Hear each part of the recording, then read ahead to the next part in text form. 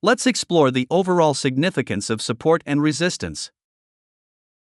Support and resistance levels reflect market psychology.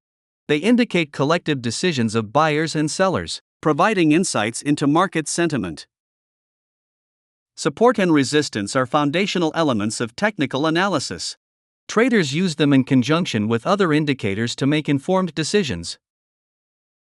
Traders incorporate support and resistance levels into their trade plans. These levels influence entry and exit strategies, helping traders navigate price movements. Confirmation of a trend often comes from the stock's ability to break through resistance or bounce off support. This confirmation aids trend-following strategies. Support and resistance levels evolve over time. As new information becomes available, these levels may shift, providing ongoing guidance for traders. In summary, support and resistance are vital tools for technical analysts and traders.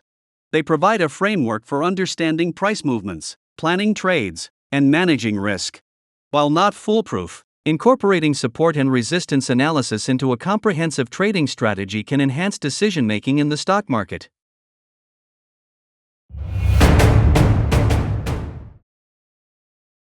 The individual investor should act consistently as an investor and not as a speculator.